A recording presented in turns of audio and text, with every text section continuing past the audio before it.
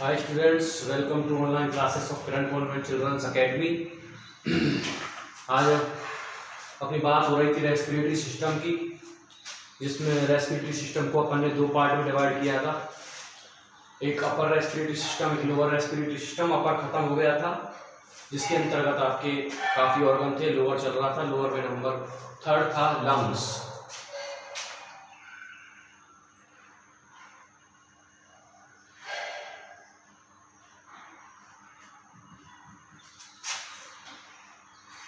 Lungs की अगर मैं बात करूं तो ये एक पेयर में अपनी चेस्ट कैविटी के अंदर पाए जाते हैं और ये कोनिकल शेप के होते हैं और भी बहुत सारी चीजें हैं। स्टार्ट करते हैं अपना टॉपिक। तो हम बात करें कि ये पेयर में पाए जाते हैं। ये पेयर ऑफ लंग्स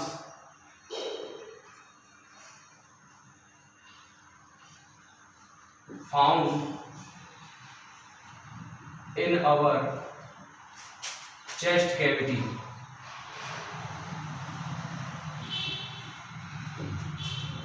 तो एक पेयर लंग्स पाए जाते हैं हमारी चेस्ट कैविटी में। ये हल्के पिंक कलर के होते हैं, प्लस इनका जो शेप होता है कॉनिकल शेप के होते हैं। कैसे शेप के होते हैं? कॉनिकल शेप के होते हैं।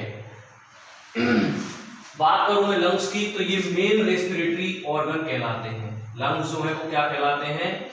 Main respiratory organ.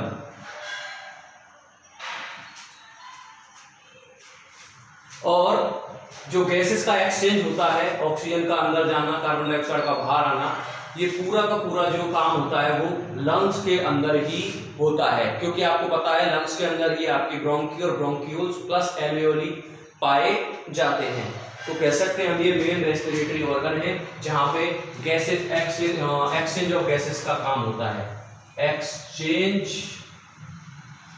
Of gases, gases में आपकी O2 प्लस CO2। नेक्स्ट अगर मैं बात करूं तो दो लंग्स होते हैं। बताया मैंने आगे पेयर ऑफ लंग्स लिखा हुआ है कि पेयर ऑफ लंग्स। बात करें लंग्स की तो दो होते हैं, एक तो राइट और एक लेफ्ट। लेफ्ट वाला जो है वो थोड़ा सा छोटा होता है राइट की तुलना में। इसका कारण है क्योंकि लेफ्ट पार्ट में अपना हार्ट पाया जाता है, इसलिए थोड़ा सा छोटा होता है। तो हम कह सकते हैं left lung is slightly smaller than right lung.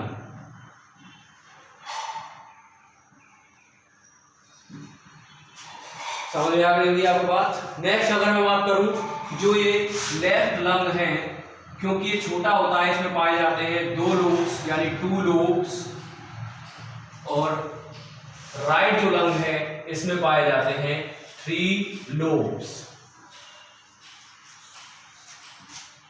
और एक लंग्स में लगभग 350 मिलियन एल्वेओली पाई जाती है। तो आप कह सकते हैं in each lung about 350 million alveoli is found. लगभग 350 मिलियन एल्वेओली पाई जाती है एक लंग में। लंग्स के अंदर पाए जाते हैं ब्रोंकी, ब्रोंक्यूल्स और एल्वेओली। एक और बात जो मैं आपको बताना चाहूंगा, जो लंग्स होते हैं, जैसे कि लंग्स है आपका, तो लंग्स के ऊपर एक मेम्ब्रेन पाई जाती है जिसको कहते हैं प्लूरल मेम्ब्रेन। क्या कहते हैं? Pleural membrane. और इस प्लूरल मेम्ब्रेन के अंदर बड़ा होता है एक लिक्विड, एक फ्लड। इसके अंदर क्या होता है? एक फ्लड, तरल, जिसको कहते हैं प्लूरल फ्लड। और ये दोनों ही प्लूरल मेम्ब्रेन और प्लूरल फ्लड, ये दोनों ही लंग्स को प्रोटेक्ट करने का काम करते हैं। नेक्स्ट अगर मैं बात करूं, लंग्स जो होते हैं आपके दोनों लंग्स, ये सामने से यहाँ पाई जाती है रिब केज, पीछे आपका बैकबोन और बैक में वर्टिब्रल कॉलम, और फ्रंट में पाए जाते हैं स्टेर्नम। फ्रंट में जो हड्डी होती है सामने की स्टेर्नम, रिब केज और वर्टिब्रल कॉलम, इन तीनों के द्वारा लंग्स जो है वो प्रोटेक्ट होते हैं बाह्य आघातों से, यानी कि एक्सटर्नल कुछ इंजरी से बचाने का काम करते हैं लंग्स को। लंग्स जो हैं इनको एक्सटर्नल इंजरीज से बचाने का काम करते हैं। फ्रंट से तो फ्रंट में पाए जाते हैं रिब केज, बैक में पाए जाते हैं वर्टिब्रल कॉलम, और स्टेर्नम सामने वाली हड्डी है रिब केज की, ये पाई जाती है। तो इस तरीके से एक और बात जो रह गई है, दो लंग्स होते हैं जैसे कि सेकंड लंग्स, और इनके नीचे एक मसल्स यानी कि मांसपेशियों की बनी एक डोम शेप की स्ट्रक्चर होती है जिसको कहते हैं डायाफ्राम, और ये डायाफ्राम और रिब केज दोनों मिलकर इनहेलेशन और एक्सहेलेशन में हेल्प करते हैं। तो कुल मिला के आपका लंग्स जो है खत्म हो जाता है। मैं दोबारा इसको एक बार रिपीट कर देता हूं कि ए पेयर ऑफ लंग्स, एक जोड़ी लंग्स पाए जाते हैं जो कि चेस्ट कैविटी में पाए जाते हैं, कोनिकल शेप के होते हैं, और ये चेस्ट कैविटी के अंदर पाए जाते हैं। मेन रेस्पिरेटरी ऑर्गन कहलाते हैं लंग्स, जो कि गैसेस के एक्सचेंज में हेल्प करते हैं रेस्पिरेटरी सिस्टम की। ये दो लंग होते हैं जिनमें से राइट वाला थोड़ा बड़ा होता है लेफ्ट वाले से, बिकॉज हार्ट पाया जाता है आपके लेफ्ट पार्ट में, और लेफ्ट वाले पार्ट में या लेफ्ट वाले लंग में 2 लूप पाए जाते हैं, राइट वाले में 3 लूप पाए जाते हैं। और साथ ही साथ एक और बात, इनके एक लंग के अंदर 350 मिलियन एल्वेओली पाई जाती है। डबल लेयर्ड पाया जाता है लंग्स, जिसमें जो ऊपर वाली मेम्ब्रेन होती है उसको प्लूरल मेम्ब्रेन कहते हैं, और इसके अंदर भरा होता है फ्लड, जिसको कहते हैं प्लूरल फ्लड, जो कि एक्सटर्नल इंजरी से हमारे लंग्स को बचाने का काम या प्रोटेक्ट करने का काम करते हैं।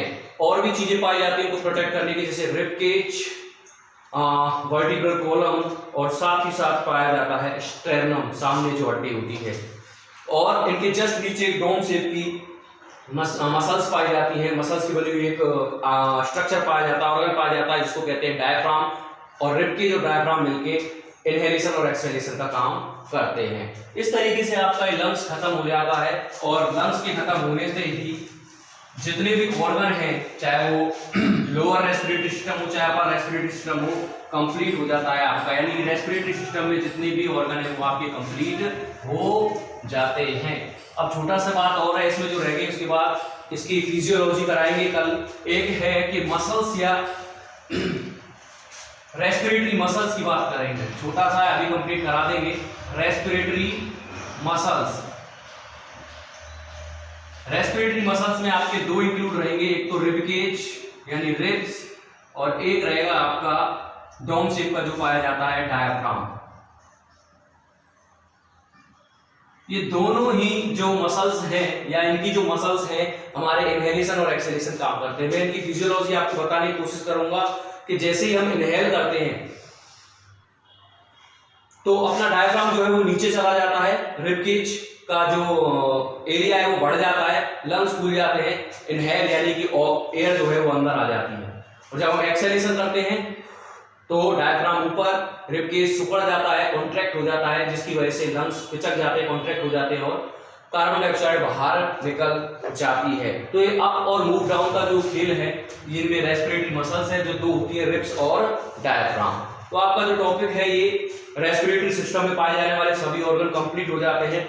एक लास्ट रह गया है फिजियोलॉजी ऑफ रेस्पिरेशन, वो हम कल कराएंगे आपको। आई होप आपको टॉपिक समझ में आया होगा। इसको नोट डाउन करें, अच्छे से पढ़ें, लर्न करें। Thank you.